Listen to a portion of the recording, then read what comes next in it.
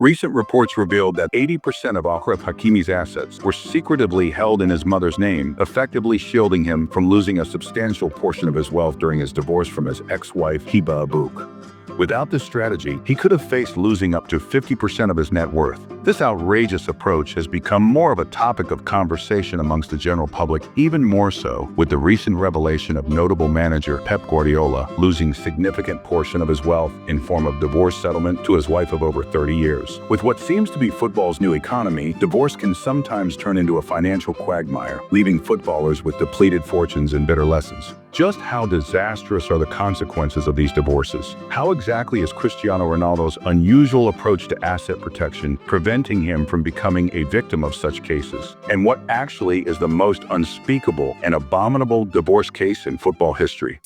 To understand the growing economy of divorce in football, the ever-present issue of incentivized relationships and the lust for it cannot be understated. Footballers are among the highest-paid athletes in the world, with top players earning millions annually from salaries, endorsements, and bonuses. This level of wealth often attracts admiration, but it also makes them prime targets for exploitation. Many footballers marry during the early stages of their careers, often to childhood sweethearts or partners who supported them before fame. While these relationships may begin with genuine affection, the shift in financial dynamics as their careers progress often creates tension. For example, Ryan Giggs, a Manchester United legend, faced a tumultuous divorce battle that brought his finances into sharp focus. It seemed like Giggs had the perfect life as the model family man with his childhood sweetheart, until it was revealed that he had been having an 8-year affair with his brother's wife, Natasha.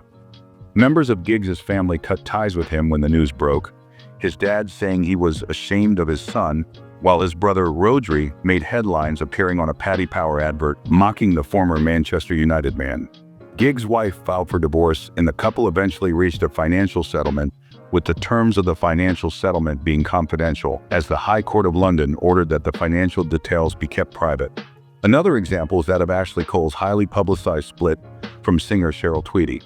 The couple met while living in the same London apartment block, and they got engaged a year later after he proposed to her in Dubai.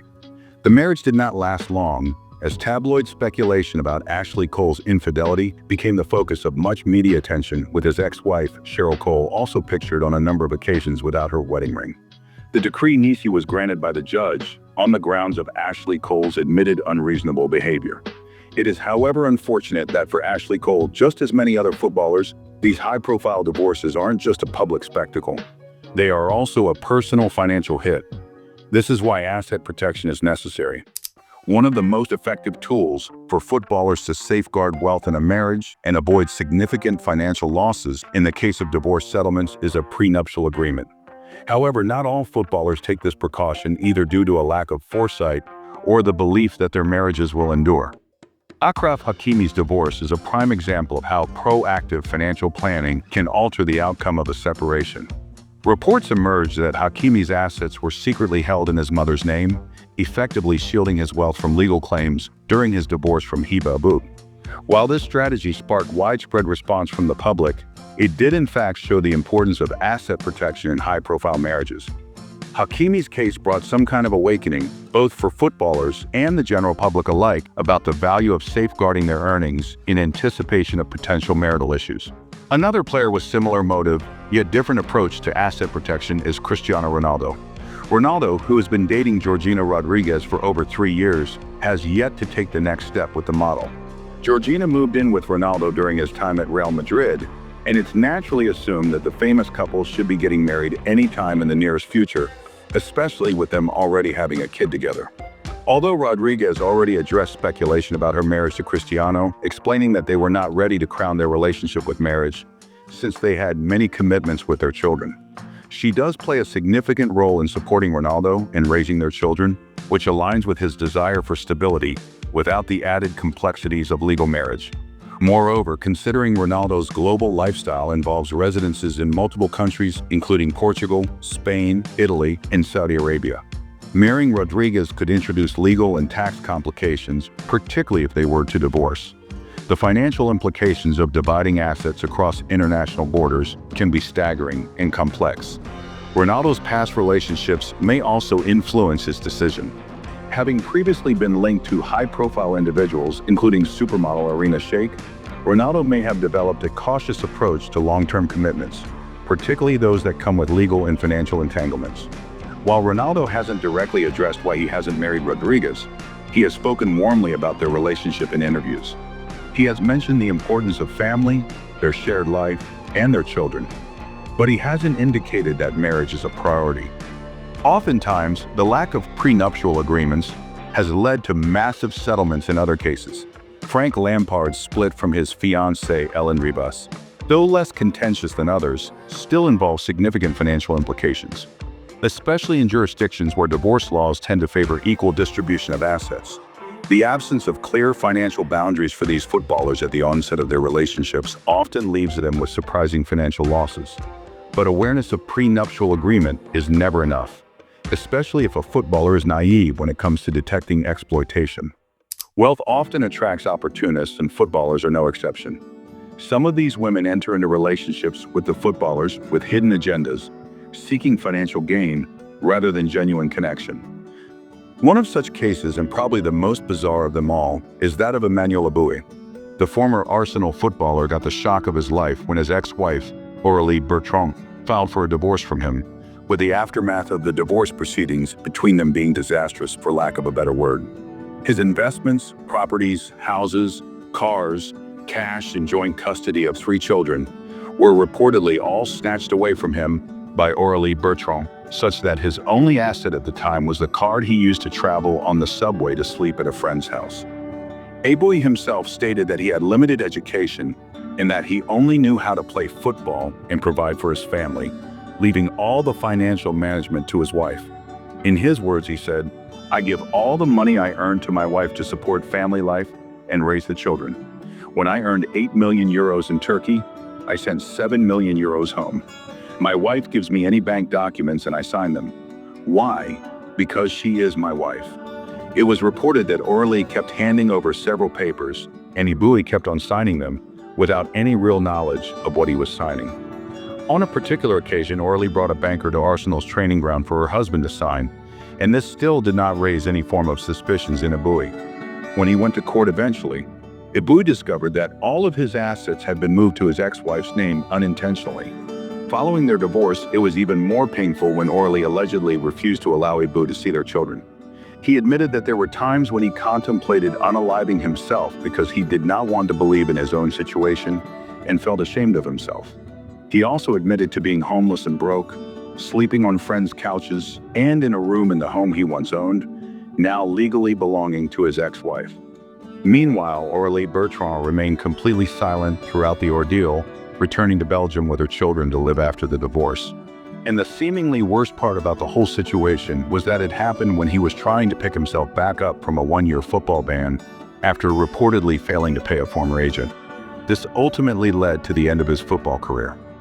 In most Western countries, divorce settlements in many jurisdictions favor the financially less privileged spouse, often resulting in significant payouts.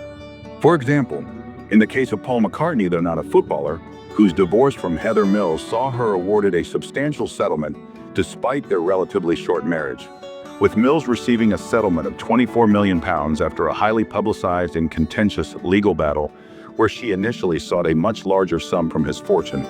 Such outcomes demonstrate how legal systems can inadvertently facilitate financial exploitation in certain circumstances. Footballers' susceptibility to exploitation is further compounded by their lack of financial literacy.